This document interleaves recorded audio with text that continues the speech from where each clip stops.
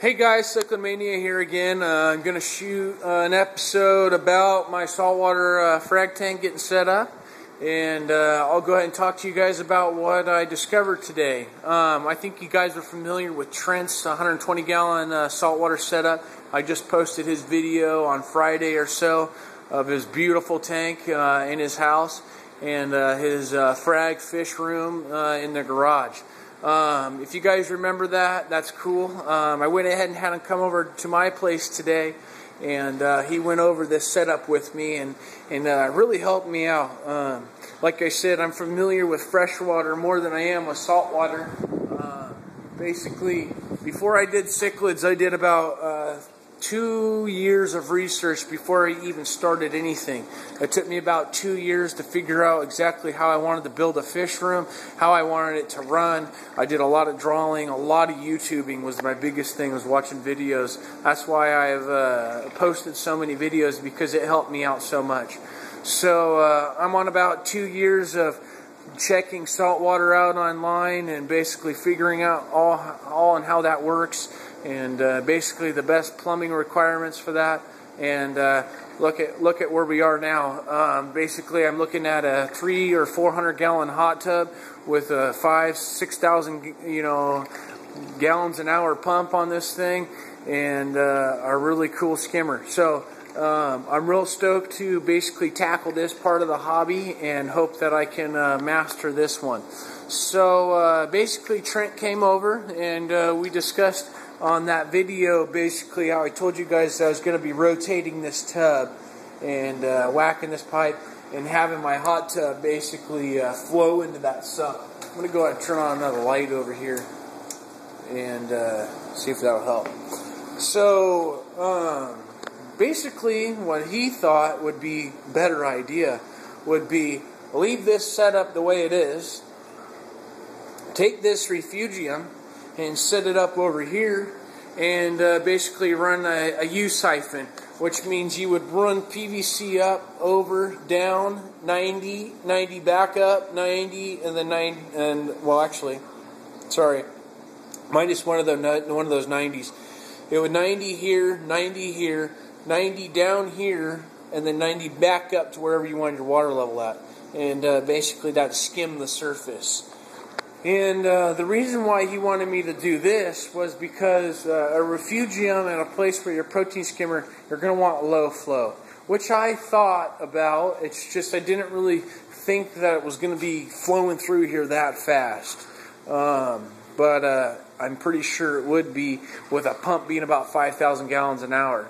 So he says I should put it over here and just run a small pump and basically, 500 gallons an hour, whatever it is, build a refugium, and basically do it that way.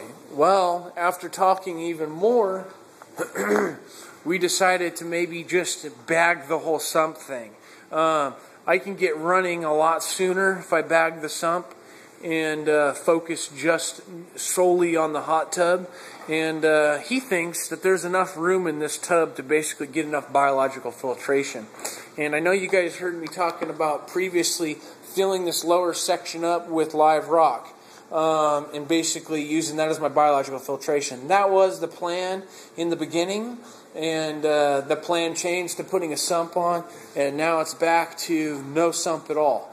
And the reason why I want to do this is if I can lower the amount of water, if I can keep this whole unit in an insulated tub, the chances of me saving money on my electricity bill with heat are a lot better than having to heat a tub that's not insulated and basically on the concrete floor. So that's my plan. My plan right now, guys, is to basically build my frag rack and basically fire this thing up. We discussed a lot about this biological sand filter.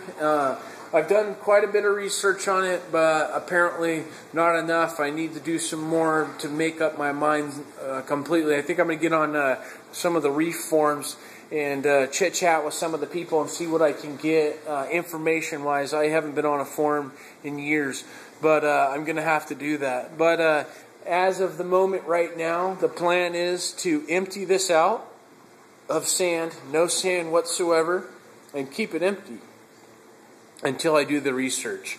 But Trent had a good idea. He decided maybe we can throw rubber rock in there, which is an awesome idea. Honestly, I have no idea what's going to happen to the rubber rock when it's in there. I don't know if it's going to move around, get up through this pipe, get into here, and clog all the jets. I have no idea. So for now, I'm going to keep it empty. It wouldn't be very hard for me to basically unscrew that and dump a bunch of rubber rock in there real quick and close it back up and turn it back on if that's what I decide to do or not.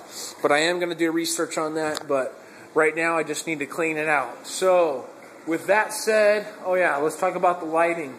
The other thing that we're going to be doing is basically doing 3 lights. We're going to do a triangle shape. He said that the smartest thing to do would be basically put a light here for my coral frags. We'll be running about 20,000 K right there. And then over here, I'll put 2 400 watts. Those will run my mother colonies. I think I like 14,000 K Phoenix bulbs, but I'm going to check out the 14,000 in radium. And basically I'll be running 14,000 K back here, and that'll be all for the mother colonies, the nice big reef area. And now with reflectors these days, the whole watts per gallon thing's kind of getting thrown out of basically the window now.